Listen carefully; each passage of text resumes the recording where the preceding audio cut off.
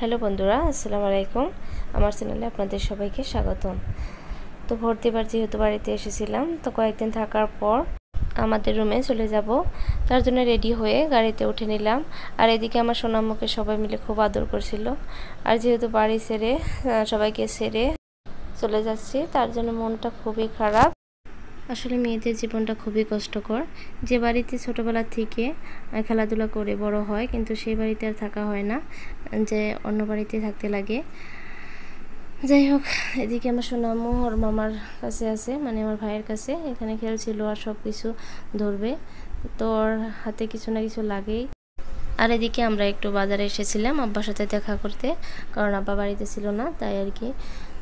যাই হোক, আব্বার সাথে দেখা করে এখন আমরা চলে যাচ্ছি। আর এখানে দেখুন একটা নতুন তেল ডিপো হয়েছে, মানে কলেজের সামনেই। আর এদিকে দেখুন চারিদিকে শুধু সবুজ আর সবুজ, খুবই ভালো লাগে দেখে। আর এটা হলো কলেজ। এই কলেজ থেকে কিন্তু অনেক মানুষ গ্র্যাজুয়েশন কমপ্লিট করতে পেরেছে। আর এই কলেজ যদি না থাকতো, অনেক মানুষ গ্র্যাজুয়েশন কমপ্লিট করতে পারতো না, কারণ সবারই তো আর টাউনে পড়ার ক্যাপাসিটি থাকে না। যাই হোক, এই কলেজটা বানিয়েছিলেন আফজালুর রহমান স্যারে। তো উনি একটা অনেক ভালো কাজ করেছিল। উনি আর এই দুনিয়াতে নাই। তো যাই হোক, আমরা সবাই দোয়া করব যাতে ওনাকে আল্লাহ জান্নাত নসিব করেন। আর এদিকে আমরা এসে পেয়ে গেলাম পীরবাড়ি বাজার, তার মানে কাটারিহারা বাজার। তো এই জায়গাটাকে সবাই পীরবাড়ি বলেই জানে।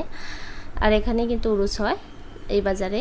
আর এই যে এটা হলো পীরবাড়ি বাজারটা।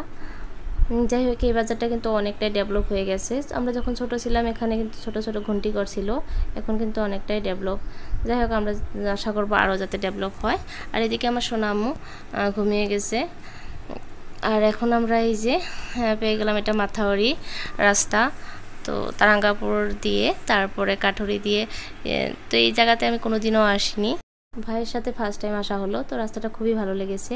আর তারপরে এই যে আমরা গলপাড়া পাবো। আর তো গলপাড়া মানে তো শালবাগান, দেখুন। তো দেখেই খুব ভালো লাগে, কিন্তু এদিকে আবার ভয়ও আছে, কারণ এখানে হাতিও বের হয় মাঝে মাঝে। যাই হোক, এই যে আমরা নয়াপাড়া পেয়ে গেছি। এখন আমরা চলে যাব রুমে। রুমে আসার পর আমার সোনামুখে ঘুমিয়ে দিলাম, আর দেখছিলাম যে রুমগুলো ঠিকঠাক আছে কি না। তো ছেলে মানুষ তো বেশি ঠিকঠাক করে রাখতে পারে না, তাই আর কি। আর এদিকে আমিও ফ্রেশ হয়ে নিলাম। এদিকে হাজব্যান্ড আমাকে ডাকছিল ভাত খাওয়ার জন্য। তো সব কিছু রেডি করে রেখেছিল, ভাজি বানিয়েছিল, তারপরে এই যে চাটনি, আর আমি মাংস আর কিবা কিবি নিয়ে এসেছিলাম। তো আর এরকম হাজব্যান্ড কিন্তু ভাগ্য করেই পাওয়া যায়। যাই হোক, ভিডিওটা যদি ভালো লাগে প্লিজ লাইক করতে ভুলবেন না। আর আমার চ্যানেলটা যদি সাবস্ক্রাইব করে নেয়, প্লিজ সাবস্ক্রাইব করবেন। তো আপনারা সবাই ভালো থাকবেন, সুস্থ থাকবেন। আল্লাহ হাফিজ।